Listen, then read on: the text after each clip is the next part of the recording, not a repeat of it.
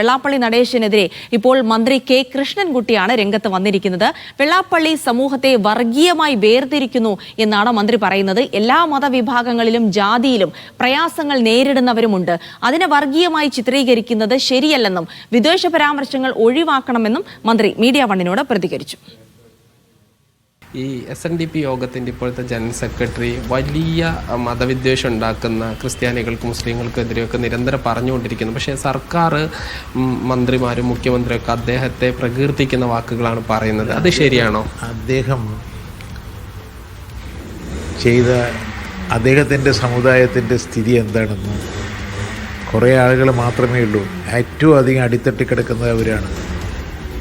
കർഷക തൊഴിലാളികളാണ്. അവരുടെ സ്ഥിതി ഭയാനകമാണ്. ഇപ്പോൾ ഇറക്കുമതി വന്നു. അവരുടെ തീർച്ചയായിട്ടും ഈഴവ സമൂഹം വലിയ പ്രയാസം ചരിത്രത്തിൽ അനുഭവിച്ചിട്ടുണ്ട്, ഇപ്പോഴും അനുഭവിക്കുന്നുണ്ട്. പക്ഷെ അതിന് മറ്റ് മതങ്ങളെ പറയുന്നത് ശരിയാണോ? അതിലും ഉണ്ടല്ലോ, ഈ ദിവസം 2400 കുട്ടികളിൽ മരിക്കുന്നതിൽ എല്ലാവരും ഉണ്ട്. ഇതെല്ലാവരും കൂടി ഈ കഷ്ടപ്പെടുന്നവരെല്ലാം ഒന്നിച്ച് നിൽക്കേണ്ടതാണ്. അതിനെ വർഗീയമായി വേർതിരിക്കുന്നത് ഒരിക്കലും ശരിയല്ല. അത് ഒരു അനീതിയാണ്, സമൂഹത്തോട് ചെയ്യുന്ന വഞ്ചനയാണെന്നുള്ളതാണ് എൻ്റെ അഭിപ്രായം. അതായത് വെള്ളാപ്പള്ളി അങ്ങനത്തെ പരാമർശങ്ങൾ ഒഴിവാക്കണം തന്നെയാണ്. ഒഴിവാക്കണം, തീർച്ചയായിട്ടും അദ്ദേഹം ഒഴിവാക്കേണ്ടതാണ്. അതിൻ്റെ അത്യാവശ്യമാണ്. അങ്ങനെയൊന്നും അദ്ദേഹത്തിനെ പോലുള്ള ഒരാളത് പറയാൻ പാടില്ല എന്നുള്ളതാണ് എൻ്റെ അഭിപ്രായം. പക്ഷേ ഈ സർക്കാർ അദ്ദേഹത്തെ ഇപ്പോഴും നവോത്ഥാന സമിതിയുടെ അധ്യക്ഷനായി വെച്ചിരിക്കുന്നു. ഈ മുഖ്യമന്ത്രിയും മന്ത്രിമാരൊന്നും അദ്ദേഹത്തെ തള്ളി പറയുന്നില്ലെന്ന് മാത്രമല്ല, അദ്ദേഹത്തെ പ്രകീർത്തിക്കുകയാണ്. അതല്ല, നമ്മൾ ഓരോ പ്രശ്നത്തിനെയാണ് വിലയിരുത്തേണ്ടത്. അദ്ദേഹം നവോത്ഥാനത്തിൻ്റെ ഇതുണ്ടാകുമ്പോൾ അതിൽ പറയുന്നുണ്ടായിരിക്കും. ഞാൻ അതിനെക്കുറിച്ചൊന്നും പറയുന്നില്ല. പക്ഷേ അദ്ദേഹത്തിൻ്റെ ഈ സമൂഹത്തിനെ വേർതിരിക്കുന്ന ഒരു സമീപനം ശരിയല്ല എന്നുള്ളതാണ് എൻ്റെ അഭിപ്രായം. ഇതിലെല്ലാവരും ഉണ്ട്. മുസ്ലിങ്ങൾ ദാരിദ്ര്യമുണ്ട്, ക്രിസ്ത്യാനികൾ ദാരിദ്ര്യമുണ്ട്, ഹിന്ദുക്കൾ ദാരിദ്ര്യമുണ്ട്. ഹിന്ദുക്കളിൽ തന്നെ എത്ര വിഭാഗമുണ്ട്. അവരെക്കുറിച്ച് അവരുടെ ഇപ്പോഴും ഒരു ചെറിയ ഉദാഹരണം പറയാം. 110 കോളനിയിൽ ലൈറ്റ് കണ്ടിട്ടില്ല, ഇലക്ട്രിസിറ്റി കണ്ടിട്ടില്ല.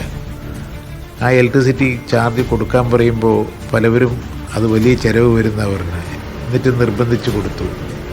എന്താ അവരുടെ സ്ഥിതി? ഈ ലൈറ്റേ കാണാത്ത 110 കോളനിയിലുണ്ട് ആളുകൾ.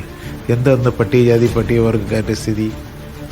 ഈ ഹിന്ദു സമുദായത്തിൽപ്പെട്ടവരെല്ലാവരും അവരെക്കുറിച്ച് ആര് ചർച്ച ചെയ്യുന്നു?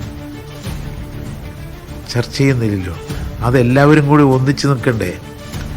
ഇപ്പോൾ അഡാൻ്റെ ഒരു ദിവസത്തെ വരുമാനം 1600 കോടിയാണ്.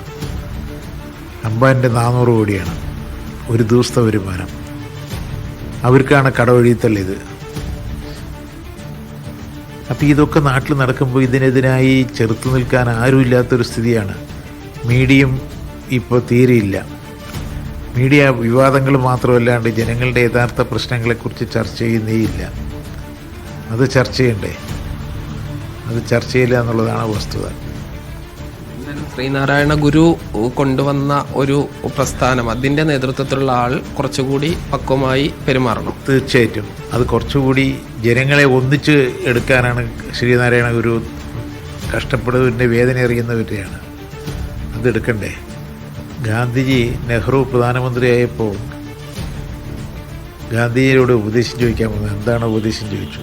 അദ്ദേഹം പറഞ്ഞത്, നിങ്ങളൊരു തീരുമാനമെടുക്കുക, സമൂഹത്തിൽ ഏറ്റവും അടിത്തട്ടിക്കെട്ടുന്നവരുടെ വിഷമം മനസ്സിലാക്കി അവർക്ക് അനുകൂലമായ തീരുമാനമെടുക്കണം എന്നാണ് ഉപദേശിച്ചത്.